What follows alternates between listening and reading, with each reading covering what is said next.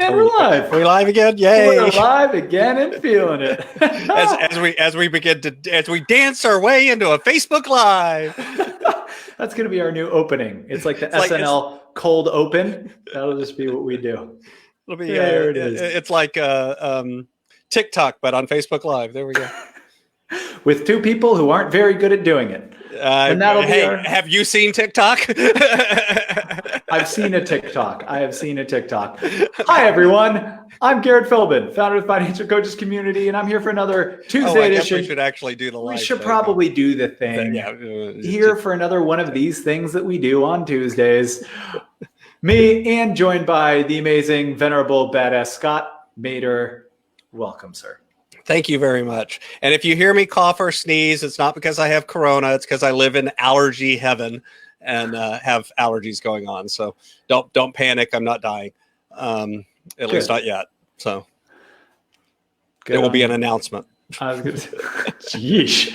And it is allergy season. I know it seems like a very bad convergence. It's bad timing. It's like really, really bad timing. However, it does make it easy to clear out the store. You're the worst. You just walk in and start coughing and hacking, and everybody leaves. You know, it's great. Are the worst. I saw a meme that the child in me had to laugh at a bit, and sorry for anyone who isn't on the childlike humor game right now. But it was, I used to cough to hide a fart. Now I fart to hide a cough. And I was just like, that's funny. That made me happy. Yeah, well, now, jokes aside and awkward introductions aside, welcome everyone to this edition. And we are not making light of Corona. It's just at this point, you got to laugh at something. Yeah, I mean, here we are. We're a month and a half in. You got to make do with what you got. And for a note, for everyone who is currently watching, hey, thanks for being here. If you want, say a little hello. I think there's still like that hand wave emoji in the comments you can throw real nice and easy. Let us know that you're here. It's always just nice to know who's here, who's showing up, so we can also say hi back. And if you have any questions that have come up for you in your own financial coaching business that you want to have answered, put them in the comments. This is a live, as in, hi, we're live, so we can take any of your questions as they come in. And if we don't happen to get to them today, we will keep them in the queue and make sure to answer them on a future Facebook Live. So thanks y'all for being here. We greatly appreciate it. Anything else, Scott, notifications wise, anything you want to share before we dive into the questions? No, I don't think so. I think that's, please put the comments in, obviously. But other than that, I think we have a couple of questions that came in earlier in the week from folks, and feel free to, we'll start with those. But again, if questions come up either through our answers or just you thought of something earlier that you want to ask, please put that in the comments. So that's it. Awesome. The first question that we got was around how we offer our services. And it was posted to the community more widely, but it was within kind of a comment on a post. So we wanted to talk about it today to give it more visibility. Yeah, call it out, share our experiences. And also I'd love to hear in the comments what your experience has been with packaging and pricing in your own business. So the question was, what coaching packages and pricing is most common in this community? So we can talk about it from our own experiences. Scott, I'd love you to start. Take it away. Sure. So most of what I've seen, and I work with not just my own business, but a lot of other coaches that I interact with and talk to, and that kind of thing as well. So I hear a wide variety. Some coaches do price per session kind of model. So it's the number of sessions they do, it's $150, $200 a session, all the way up to $400 and $500 a session. And they do a certain number of sessions. And it's really not a package. It's more of a, one-off kind of thing, especially if you're doing something like budget coaching, where all you're doing is helping people set up a budget. That works fine for that kind of model. Some people will do that as almost their introductory kind of call, a 2-hour deep dive session for a price of X, $399, $499, $299, whatever. The other one is people that actually do monthly packages of some sort of length of time. Generally, you'll see 3-month, 4-month, and 6-month packages. I know of a couple of people that do a full year, but most people generally structure 3, 4, or 6 month packages. The pricing on those varies pretty widely. A lot of that depends on your avatar, and the number of sessions you do within the package. So within Coach Connections, the kind of model that we've tested and we kind of recommend as a starting point, and then you can always iterate off of this with your particular clientele, is to do a 3-month package with a 2-hour deep dive, then a 1-hour follow-up, and then every other week for an hour. The 1-hour follow-up is a week later. What we found is sometimes if you do 7 or 8 sessions across, 6 months, and so you're only meeting once a month basically, or maybe twice a month, we tend to see backsliding in clients because it's just too far between meetings. And so we shortened that. We've also found some challenges where you pitch a 6-month package with meetings kind of on that schedule. Then you end up raising your price point to a point where a lot of people it's a lot of money up front. And that's difficult for people, just mentally value wise. And so with that 3-month, we end up at about $997. Is kind of a recommended pricing package. That's by no means the one and only price or package that works. I've seen people successfully do it with 4 months. I've seen them do it with 6 months. I've even seen them do it with 1-month packages, and just kind of a month to month, almost a membership or retainer model. We actually do a version of that where after they complete the 3-month we kind of convert people to a retainer model. And a lot of our clients continue on in a month to month that way. I've had clients 4 and 5 years that way. You started to add something, Garrett. Yeah, what was I going to say? Something awe-inspiring, and then it left me. So I'll butt in when I remember what it was. Yeah, I mean, I know that for Ant Teach Walker, yeah, I do talk fast. I would suggest go back and listen to the live again later, as well, and capture the notes. Remember, once it uploads, you can watch it as many times as you want. Again, the model I laid out, you can find it in the units as well. We lay that. There's actually a unit section on packages and prices that lays some of this out. But what it is a 2-hour deep dive, then a 1-hour session a week later, and then a 1-hour session every other week for 3 months. For a package price of $997. That's sort of a good starting point to then iterate off of. Because, and I do encourage you to iterate off of that. Your avatar is going to affect that. If you're working with crisis clients, you're probably going to package things a little differently. If you're working with high net worth clients, you might package things a little differently. If you're adding in certain activities into your section, it's certain things that you always do with clients. If you're adding on business coaching, you're going to change your package pricing, and timing and things. So you will have to iterate within that depending on what you're doing with your clients and who your client is. But as far as something to get out there with and kind of test your market with, it's a really good starting point. The other thing I will encourage folks is I've heard a lot of times people will say, $997, that's $1,000, for a 3-month package. That's way too much. People always complain about the price. Generally, if people are telling you something is too expensive, translate that in your head to you have not done a good job of explaining the value. Okay. More often than not, it's actually not price, it's value. What they're really telling you is, I don't believe that what you're selling is worth what you've told me it's going to cost. Yeah. Rather than lower the price, get better at telling them what it's worth, as a starting point. Challenge yourself to learn how to do that because it is a skill. Sales is a skill. It is not something that we are naturally good at usually. There's exceptions to that, but most of us are not naturally good at. Yeah. And as coaches, most of us are really uncomfortable with the whole concept of selling.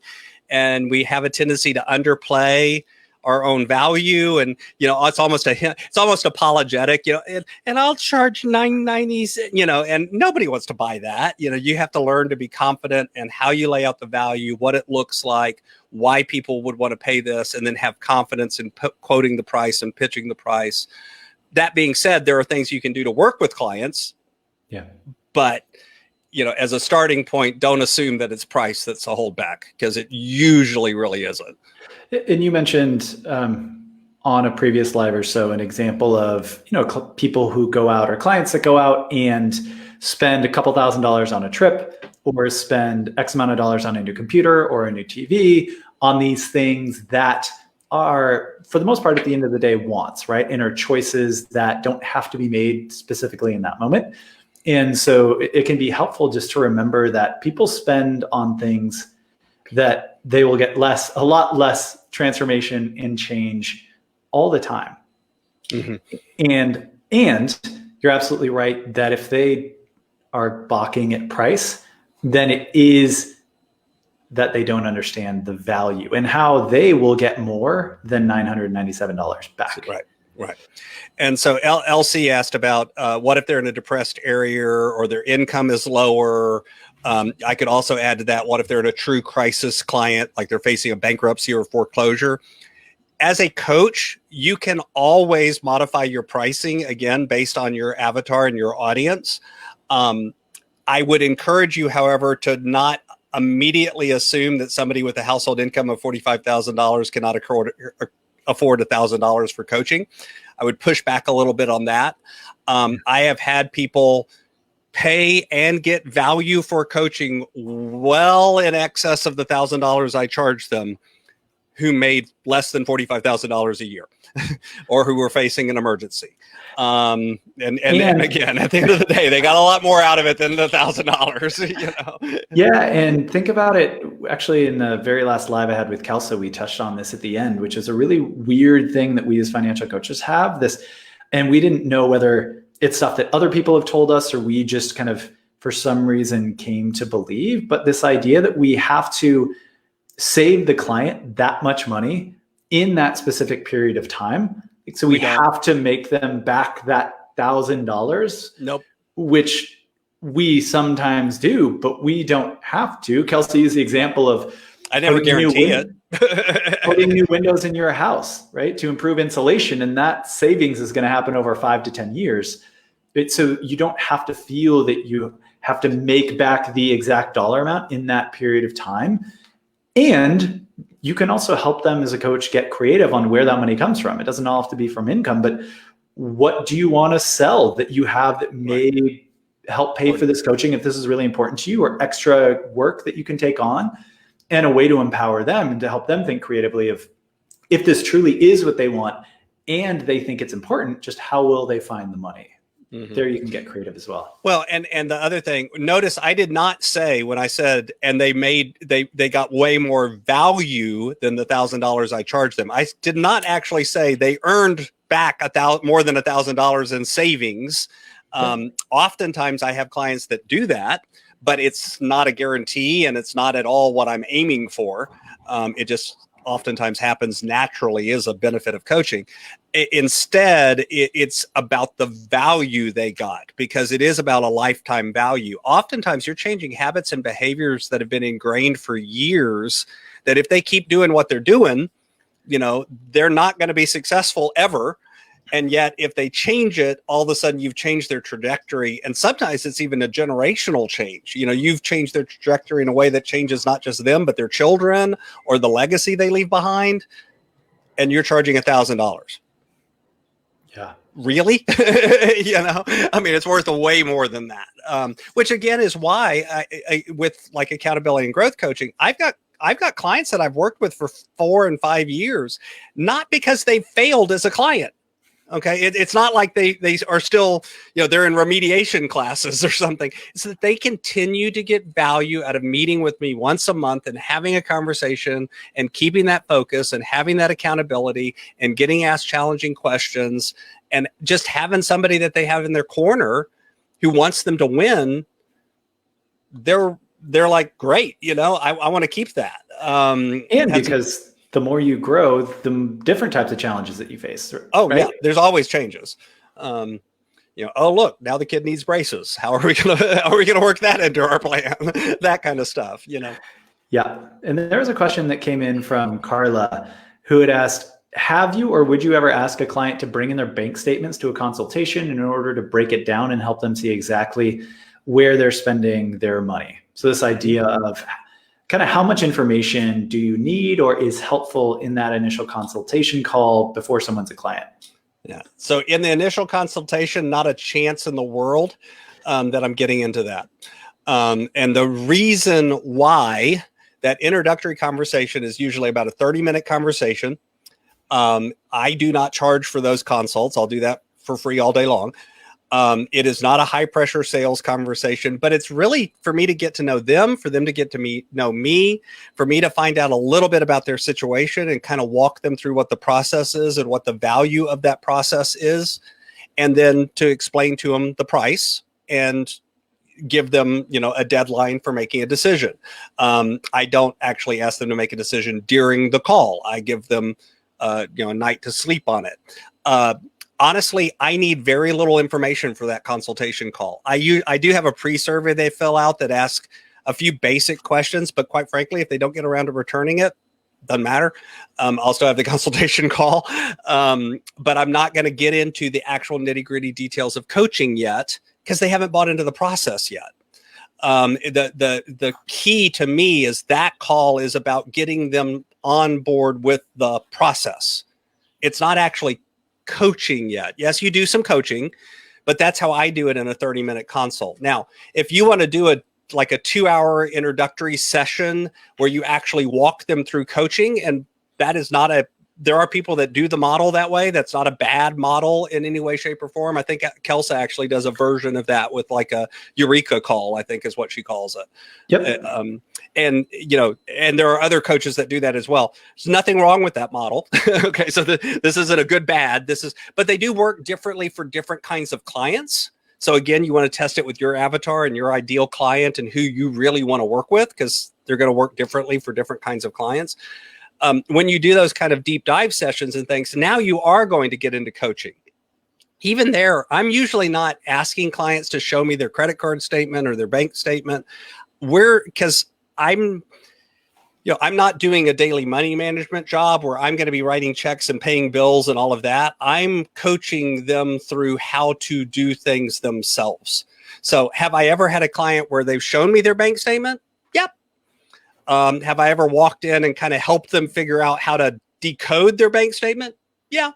But it's not a norm requirement, if that makes sense. It's more of if that's where they're having a pain point and they need me to dive in and walk with them through it, we can do that.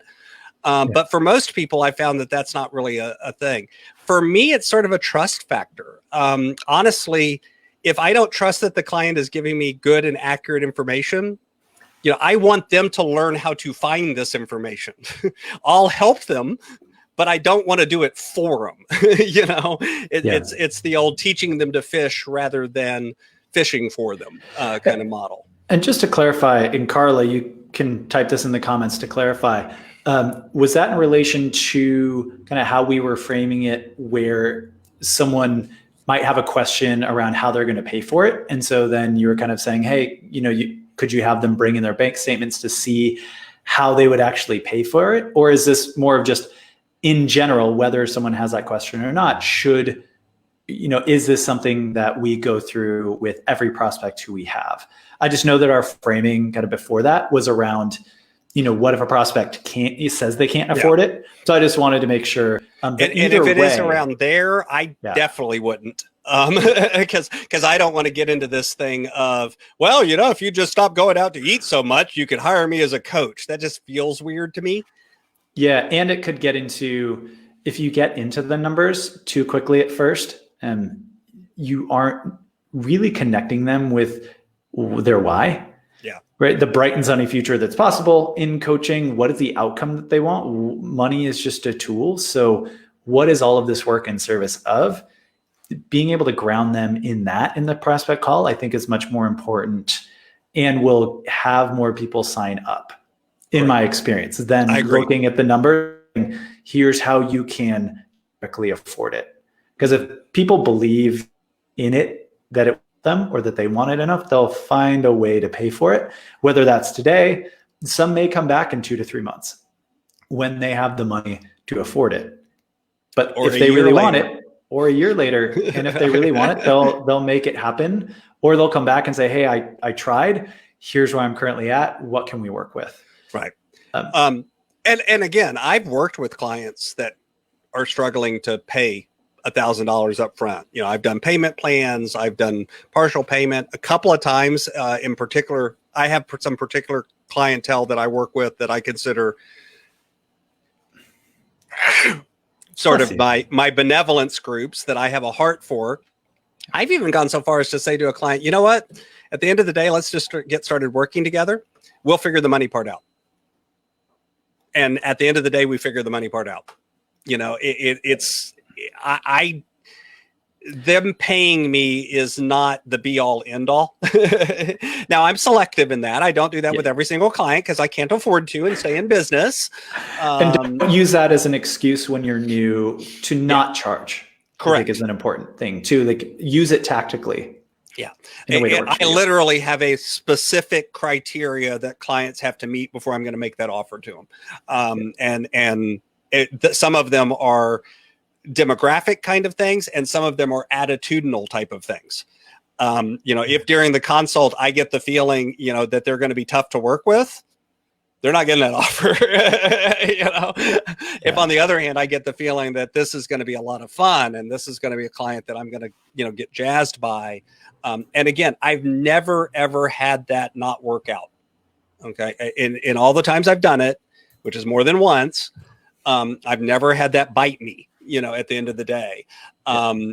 You know, I think Christine Tay asked about like offering a refund for somebody. And I think I told it in there. I know I told her in a Facebook, she live messaged me, but you know, I've had one client ask for a refund now since 2011. That's not because I'm a perfect coach. It's just, that's my numbers. Okay. I'm not saying this is a holier than thou thing. It's just, that is literally my number. And it was somebody who completed coaching and honestly had gotten a lot of benefit from it. And at the end they said, you know what? I just don't think it's been very good. I want my money back. And I said, okay, fine. Here's your money back. See you later. Don't let the door hit you on the way out. You know, not in those words, but that's basically what I was telling them. 6 months later, they came back and wanted to rehire me. Okay. And I told them no. Okay. Now, what's interesting is 1 month in, they had referred me to a friend. I'm still working with that friend to this day. Okay. So they literally gave me a client that I'm still working with like 3-4 years later. 4 years later. And, you know, it wasn't, it was just, I just have this philosophy. I'm not going to argue with you. You know, here you go away. And what I've discovered is by having that kind of philosophy, I haven't had to use it very often. You know, most people get the value that they want and they're happy. Even if we end after 3 months, they're not unhappy, you know? Yeah. And I think it's picking a approach that resonates with you. Mm-hmm. And that really resonates with who you are. And I think that's why it works for you, is because how you show up as a coach. And I think what your personality is just, if this is working, that's great. And if it's not working, then energetically, I just don't want to deal with it. Yeah, it doesn't make sense to fight about it. Like, your energy can be much better spent finding other clients who are a fit for you and working with the existing clients you have and serving them. Right. And so it is really important to look at your what personality, you your style. Correct. Yeah. And you're right. I mean, the reason I do it is because that fits for me. Yep. You know. And we did answer this just briefly, but to go into why, Mary had asked, are coaches charging potential new clients for an introductory conversation? So charging for some do, some don't. Some do, some don't. I have not. My personal opinion is to offer that free is best because, or I offer it for free because as long as I create, as long as I do my marketing in a way that gets the right people to find me, right? That I'm qualifying people on my website, that I'm qualifying people by the questions they ask ahead of time and setting expectations of what the call is going to be like, how I work with people in a very broad overview, then I'm not getting too many people in the consultation call who aren't a good fit. And I also have my consultation call set up in a way where it's short enough where if they aren't the right fit, then I only spend 15 minutes, you know, to understand what they need and then refer them out to someone else, which actually makes me more valuable by building up my referral network. So for me, there's a downside in charging for that consultation, because some people might not want to pay for someone who they haven't even met yet. They don't even know you yet. Correct. What's your experience been, Scott? Well, and again, there's really two basic models. And there's, when I say there's two basic models, please do not hear there's only two ways to do this, because there's about 2 million ways to do it. But within broad categories, there's do a consultation call for free, and that's a kind of get to know you call. There is a model of coaching, and if you've read The Prosperous Coach, this is kind of their model, where you do an extended call, often for free or for a very low cost. And then there's one where you kind of do a shorter call. Length of time kind of doesn't matter, but it's a discovery idea. You're building the authenticity. You're letting people get to know you. You're walking them through the process. They're getting to experience some of the power of coaching, but it's not the full thing. And they're not paying for it yet. And at the end of it, you're making an offer. And then there's another model, which is do that initial discovery call or do kind of one-off calls for a fee, maybe 2 hours, maybe 3 hours, maybe an hour, maybe an hour and a half, whatever, some length of time, for a relatively low cost compared to your total package price. As sort of it's almost like it's a tripwire cost. It's a low price product that allows people to buy in and experience coaching with you.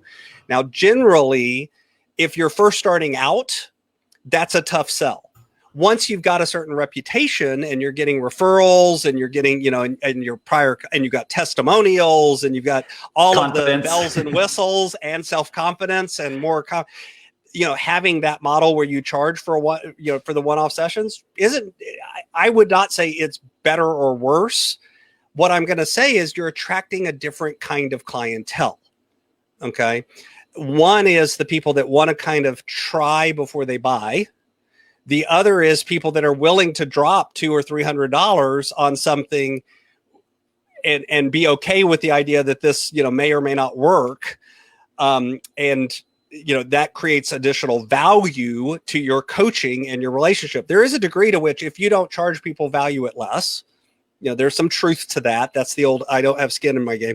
By the way, that does not mean you cannot coach for free and have somebody succeed. You can do it. It's just a little harder. You just got to do some work to build the value. And in that case, if you haven't yet built up that confidence in things, it is a more difficult model to launch sometimes. But again, it also depends on your clientele. If your clientele is high income, high net worth people, the thought of dropping $200 or $300 on a 2-hour call is very natural to them. Because every time they meet with their lawyer or their, whatever, they're paying. It's not odd to them.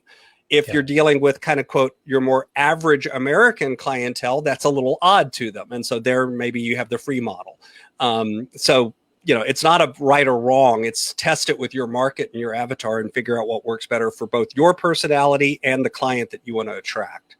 And a lot of the clients like you want to attract, Garrett, are much more aspirational clients who are, and they tend to be a little younger, more in the if you think about the stages of life, they're not necessarily just starting out, but they're not all the way to the pre-retirement, maturity phase either. They're in the middle there, where they're thinking about growth and family and aspirations and all of that. The free model probably works better with that kind of audience. So that's why you found it to work better for you, in part because of who you're attracting. Yeah. And I've spent more time getting good at it, so I could try the other model, and with time, it may be really effective as well. And I like the way that you presented it, where there's no right answer or wrong answer. It's trying something and also looking at your ideal client and seeing what is normal for them or what resonates more with them. You're taking that as input, not only basing it off of your ideal client. It's really important to do what feels right and confident and that you can do authentically. But bringing in those different factors and then saying, okay, I'll try this. And knowing that if it doesn't work, at the end of the day, you can always try a different one and test it out. And keep in mind, really and truly, if you are a professional as a coach And you actually, so remember, the structure of my consultation call is much more exploratory. We're not doing a lot of coaching in it. Okay? Totally. Good point. If I'm going to do it and charge them, they're going to get benefit from it. So we're going to have to do more active coaching, you know, and it's comparable to, if you want to put it in another school of thought, you know, if you go to a doctor's office or a lawyer's office for a consult, you're paying for that. Okay. Yeah. You're probably not paying as much as once they've done the consult and they figure out, oh, now you need this test and you need that thing, or you need this legal form drawn up, or you need this court action take, or whatever. You know, the total price is going to be more, but even the consult, you pay, you know, generally. Now, that, again, not universally true. I also know some lawyers that will do a free consult. So it depends, you know, but it's more normal within those professional circles. So there's certainly nothing wrong with it. And it certainly can work. And, you know, again, I know coaches that do that and do it very successfully. So I don't think there's anything wrong with it. It's just, but it's not the only way. And for most of us, I found most coaches are more comfortable with doing the free consult, getting to know the person a little bit, building the value, doing a soft close. It tends to resonate more often with most coaches' personalities as well. Because that's a big part of it. I'd agree. And thanks everyone for the questions. This is super fun and really nice to be able to get the questions that you have. You know, they can be related to what we're talking about, like some of these have been, but they don't have to be. So if anything is top of mind and you aren't sure whether to ask it or not, just drop it in the comments, because it's really fun to have that back and forth and know that we're answering the questions that are top of mind for all of you. So just want to make sure I say that. How about the next one? Okay. The next question that we had was, have we ever charged someone over a longer period of time than our coaching? For example, we have a 3-month program, but have charged the person over 6 months. Sure. And so to actually answer the question, I never have. Not because I wouldn't, but just because I haven't. You know, it's never come up as a need. So, you know, first off, let's kind of talk about this. When I talk about my coaching, I quote, you know, my package price. I don't say, and we'll break that up into installments, you know, or how, you know, what's the smallest amount you can afford to pay, or, you know, anything like that. I just say, you know, so the 3-month coaching package is $997. That's a complete sentence. You can stop talking. Okay. You know, and because that's one problem that a lot of coaches do, is they'll say, my coaching price is $997, but I can break that up into installments. And, you know, we can do as little as $50 a month, you know, but, you know, you just literally talk yourself down. Because, by the way, you make that offer, they're taking it. You know, I mean, you know, and I would, you know, I mean, just so just say 97. And from there, what I've discovered is most clients will, you know, and then I give them a soft close, give them a certain amount of time, let them get back to me, or I get back to them if they don't reach out to me. From there, I have had clients then say, you know, I really want to do coaching, but I just can't afford that $1,000 right now. Okay, well, I can structure it in payments, and here's what that would look like. And again, notice I'm taking the authority to make the offer. Okay. Good point. I'm structuring the offer. I'm not letting them come back and dictate terms to me necessarily. It's in part because I'm the professional, and in part because that otherwise you kind of end up in this weird negotiating place that is not real comfortable for most coaches and for most people. So I'll tell them, this is what my payment plan looks like. And if it's a 3-month coaching plan, I break it up into 3 payments across those 3 months. If they then came back and said, you know, that's not going to work for me either, now we're getting into that situation that I talked about earlier, where it's kind of like, do they meet my criteria for doing something different? Okay. First off, if I've already known they met my criteria, I may have pitched a different initial price. In other words, I would have said, my normal coaching price is $997. However, because you're an XYZ, you qualify for a discount price, which is $797. Notice I anchored the price at full value. I've given them the reason they qualify for the discount, and I've now done a discounted price. Same thing for letting them go, from there to a payment plan. I would structure it in a way that I know is comparable and comfortable for them. Now, if it reaches the point that I really want to work with them and money is now getting to be a burden, there's no way they can do that payment plan. Okay. Again, let's get started working and we'll figure out the money as we go. And if that means it's going to take you a year and a half to pay me, it takes you a year and a half to pay me. I'm not going to worry about it. But what if they don't pay you? Then they don't pay me. And I move on. And energetically, I'm not going to put a lot of tears. I will give a situation. So I had a client. We got started working together. They were on a payment plan. They made their first payment. They didn't make their second payment. I met with them again. We continued to work together. We get to the end of the second month and they said, I cannot make this second payment. I'm not comfortable continuing to work with you until I make the second payment. Can you send me an invoice? Once I pay it, we'll get started again. And I said, sure. Okay. 9 months later, they called me up and they said, can you change the invoice and double it? Because I want to pay for the month that I owe you plus pay for next month. Let's get started again. So I went back and updated the invoice, doubled it up so that they paid me twice what they were going to pay me so that we continue. And we're working together again. We met this morning. I mean, 9 months, folks. I didn't hound them. I didn't send them 372 emails. I reached out to them once a month because I told them I was going to and just checked in. How you doing? Are things getting settled in? Are you ready to get started next month? And last month they said, yes. Okay, let's get started working again. Yeah. It's just, some of it is how, philosophically do you want to put that energy out there, And it needs to be genuine. And I don't. Because I think one of the things that came up for me in a lot of different areas in my coaching business when getting started was doing things in the way that other people had done them or said that you should do them versus what actually felt right and authentic to me. Right. Because you may, with Christine's post, this idea that some people say, yeah, if you have that in your contract, absolutely, then you need to stand with what you put in the contract so that people don't kind of bowl you over or screw you over. And there's truth to that. And there's truth to that. And and this is where it works different ways for different people.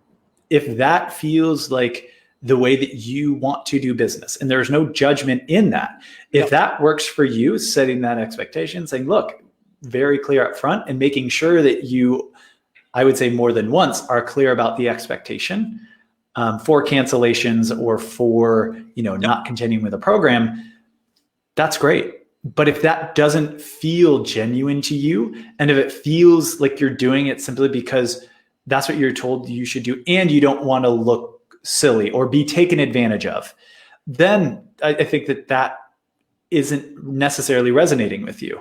Right. If you feel, I just have to enforce it because, then I'm getting taken advantage of and I don't want to be taken advantage of, then you're carrying that energy along with you versus what I think I see more in you, Scott, which is, yeah, if this is going to work out, it's going to work out. We're going to have a conversation about it. You'll come back in 3, 6, 9 months. I'll get paid or I won't.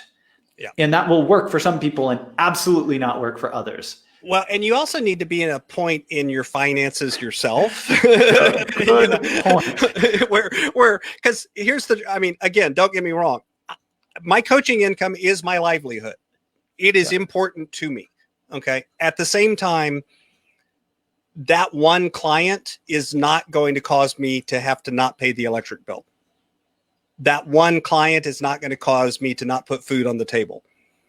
That one client is not, you know what I mean? So there's a degree too, where depending on where you are in your growth process and your curve and your personal life, you got 2 small kids at home and a wife and you're the only income and it really is a make it or break. That's different too. There's a difference in what, because again, that would not be authentic if you're then going, don't worry about it. You're worried about it. And a good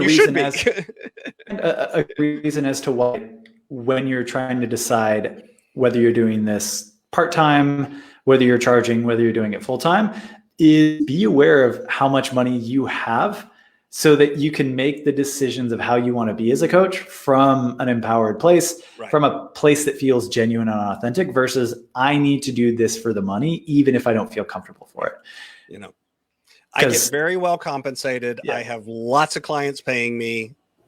I can afford to have one client wait 9 months to settle up a bill. Doesn't kill me. So, you know, if you're in that place and you want to let a coach or let a client break it up over 6 months instead of 3, do that. There is nothing wrong with that. And you'll be, and you know, and again, 99.9% of the time, you'll probably be just fine. You know, most people do not like actually owing somebody money that provided value for them. You know what I mean? They want to settle up. You know, they really do. And I would say if then you find yourself having to chase people down, having to follow up with them about money, if you're having those issues, it might be more about, are they actually getting the value that they expected? Right? Are you delivering on the expectation that you set as a coach, both in terms of the content that you're delivering, what you're actually helping them achieve, you know, the expectation of just more from an operation standpoint, right? Like here are the expectations of when you pay, how that looks. Well, and yeah. And I mean, again, I follow up with people. I mean, if I've sent you an invoice and it's 6 days overdue, I'm going to follow up with you, you know, but it's not a, dude, why haven't you paid me? It's, hey, did you happen to overlook the invoice, you know, or is something going on, you know, is there, I will tell you too, like when all of this started with the COVID-19 and all of that, I preemptively sent an email to my clients and said, hey, if you've been affected by this, if you've lost your job, if you've, you know, had something like that, I want to continue working with you. Let me know what you need from an invoice perspective. Do I need to pause invoicing for you for 3 months? You know, what would work for you? Let's have a dialogue. Okay. I had 2 clients take me up on pausing. We're still working together. Okay. And you know, there's an invoice out there in the future. And when things kind of get back to normal, I have full confidence that they'll settle up. And you know what? If they don't, I'm also not worried about that. Okay. We'll just kind of stop working together until they do.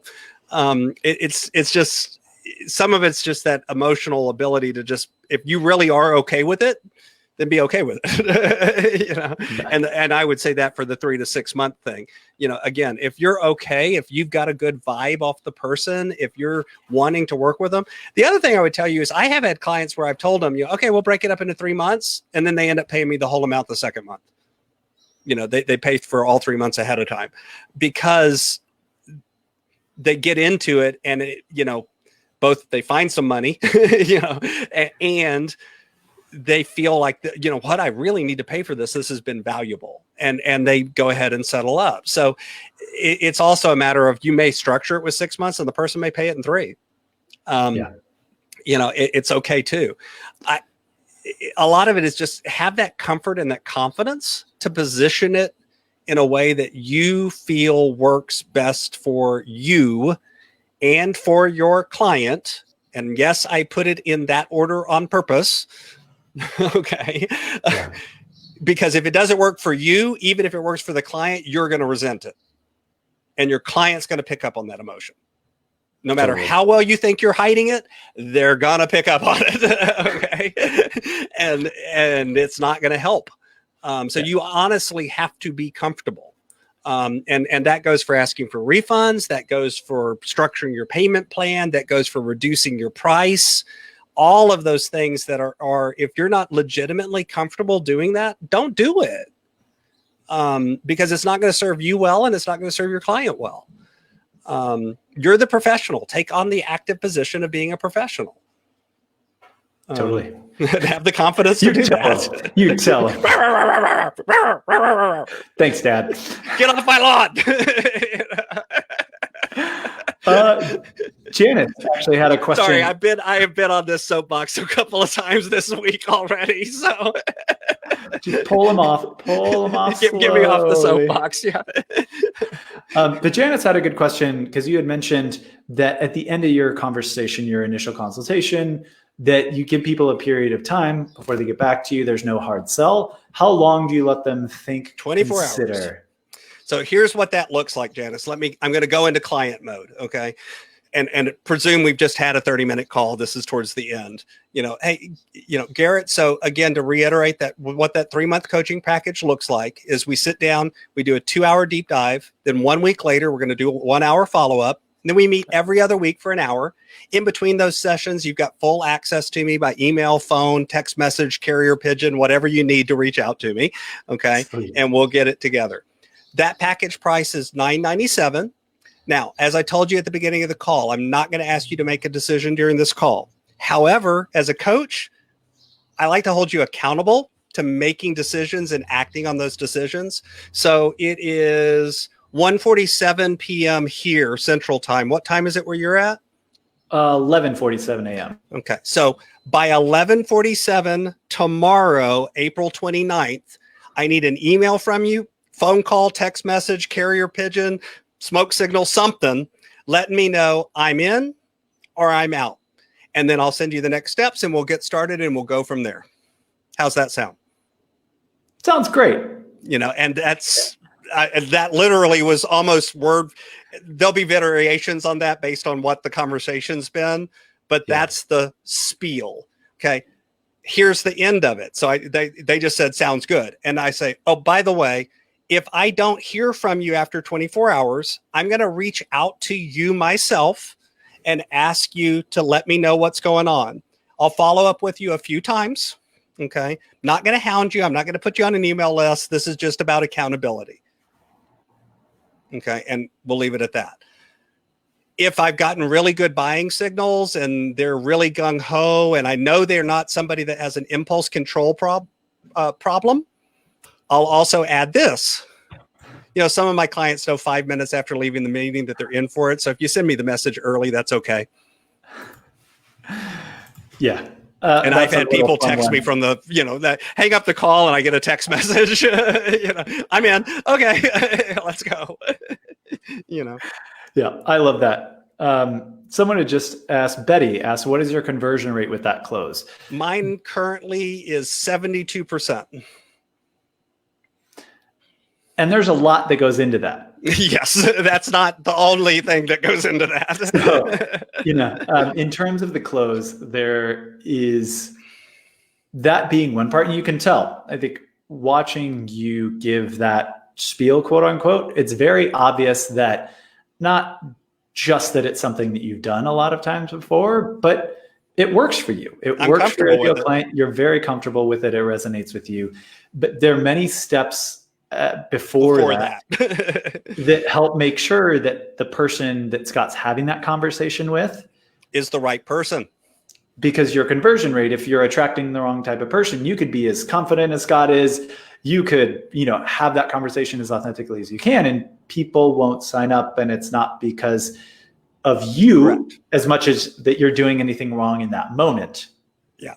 Keep in mind, most of the clients that come into me are pre-qualified in some way, meaning they're either a referral from a prior client or from a referral partner. There's somebody that's been following me and listening to my podcast for, a while. So they've already heard me in their ear. They're coming in as a warm audience. Most of my clients that come to me for a conversion conversation are not cold. They're warm. It's a warmed up audience. So that's part of it. Okay. That, however, is not that same structure. And again, as Garrett said, I did not give you the whole process. Okay. We talk about it in Coach Connections. There's even an outline of it if you want to sign up for the free resources. And I'll drop a link when we get off this call. Go to coachconnections.com/membership, I think, or free resources, one or the other. If you go to the homepage, there's a button that says sign up for the free resource kit. Click on that button. coach-connections.com, and then sign up for the free resources. We walk you through this. We give you a template kind of a conversion conversation. and it is the one that we've tested, and across our audience, across the coaches that use it, we have an average of a 70% close rate. Okay. So, it works, but it involves, a whole series of steps. Even with a cold audience, I still get a pretty significant cold, I can get a total cold thing. Nobody never heard of me, just found me on the internet, and still get roughly a 60 to 70% close rate with that. Not always, but, pretty close to that. So it's still not 100%. And honestly, I don't want to close process that has 100% close ratio. Yeah, and some would even say that you'll hear different numbers. Some will say if it's over 1 in 3, if it's over 50%, that you need to do X, right? You can widen your audience. You can, but again, know what feels right to you, right? And know what you're going for. So for me, I have more of a cold audience. Most of my people just find me on Yelp. But you still have a pretty good close rate. I mean, mine's closer to probably like 50 to 55. Yeah. And there is a specific reason for that. Is because what's on my website speaks still more to the practical side, while I have more transition to working with people on the behavioral side. And you're still tweaking that. So I have to do some kind of gymnastics in helping people between when they reach out to me on Yelp and when we actually have that consultation call to help them see how valuable the behavioral coaching is. So what you're saying is you need to rework your website. Which I'm currently in the process of doing. Yeah. But that's I'm actually doing a redesign on mine too, for much the same reason. The website where I've evolved to today, the website's no longer perfectly in alignment. So you need to redesign it. And that's going to, a website by itself, by the way, does not bring clients, beating down your door. But at this point, I think with our coaching businesses, and Scott's been doing it for 8 years, I've been doing it for 5, where it's now, okay, a little different. Yeah. Little different, right? So now we have people coming our way. They know that what we do is something that they might want. And so now to further fine tune, it's now really important for us to make sure that how we communicate about our ideal avatar is like very, very, very honed in. And that's something that I need to do. And so that's definitely affecting my close rate as well. Cause there's a lot I'm trying to do in between that time where it'd be much easier. If you had that more in alignment, and the Yelp messaging, again, if your marketing is in alignment with your website, which is in alignment with your close package, you're going to see your close rate go up. Yep. Okay. Duh. The warmer the audience is, your close rate's going to go up. Duh. I mean, some of these are no brainers, but the truth is they aren't no brainers, because if your close rate's really, really low, there's a lot of variables. You got to start testing, you got to start tweaking, you got to start figuring out what it is, because something in that pipeline, you stop and think there's a lot of places people have to say yes before they get to the final yes, where they say yes to coaching. Because they had to schedule the call with you. That's a yes. Okay. They had to find you. That's a yes. Something in what they saw had to attract them to you enough to do some follow-up. That's a yes. There's a lot of yeses before they ever get to the final yes. And anywhere in that process, if it's out of alignment, it reduces your closing. Okay. So, again, some of this is I've got this dialed in. Some of this is I've got a relatively warm audience. Some of this is I've got a really robust process that, we teach within Coach Connections that works really, really well. Some of that is, it matches my personality and my style and the kind of client I want to work with. All of that's in alignment. Yeah. All of those things help. Last time I ran my numbers, which was last month, I look at it once a month. It was my average close rate is 72%. So it's, which is really, really good. But I guess my other thing for those few people that heard that and went, wow, that's great. Yeah, yours can be that good too. So there's a target for you. And you've been doing it for a while too. So Bill had a follow-up question too. Did you want to cover that one real quick, or do you have a call? No, that'd be great.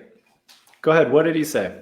He said, once someone agrees, so they say yes to coaching, what type of forms do you require, and how much financial access to the numbers do you expect to require? So we touched on this a little bit earlier in a different context, but kind of unpacking it on the back end now. We were talking about it during the consultation. On the back end, honestly, I don't require any sort of access to their numbers in terms of I don't want access to their bank account or their financials or their social security number or anything else. I do have them do an initial budget. And we, touch on that budget I see it again, they update it during the month and into next month and so on. So they're putting numbers on a piece of paper.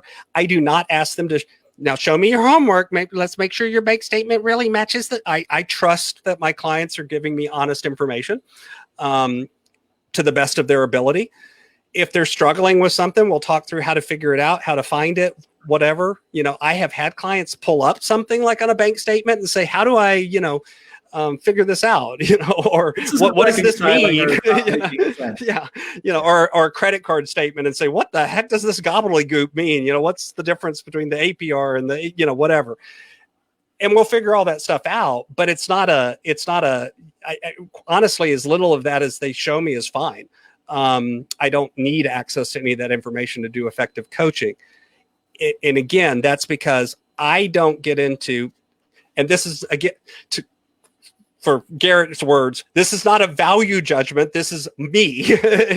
I don't want to get into daily money management. I don't want to do that, which is where you're more like a bookkeeper or CFO for somebody's personal finances. You're writing checks and you're doing all of that. Nothing wrong with that, by the way. It's tremendously valuable for people. And there are people that love to do it. And I'll send anyone that wants it to you because I don't want to do it. By the same token, I kind of don't need all of the numbers because a lot of the coaching that I do, the numbers are a tool and they're data. They're not the point. The mindset, the belief, what's your why? What's your passion? What are you trying to aim towards? What's legacy do you want to live too. Either of those works. All of that stuff is much more valuable and much more important and sticks much longer for our clients. So I spend a lot of time with that because that's my style. That's what I do. But you don't go in and ask them to send you that data and you input the data, but you do have them input, okay, well, how much do you have in your different bank accounts? Right? How much do you have in savings? How much do you have in debt? What's it spoken for?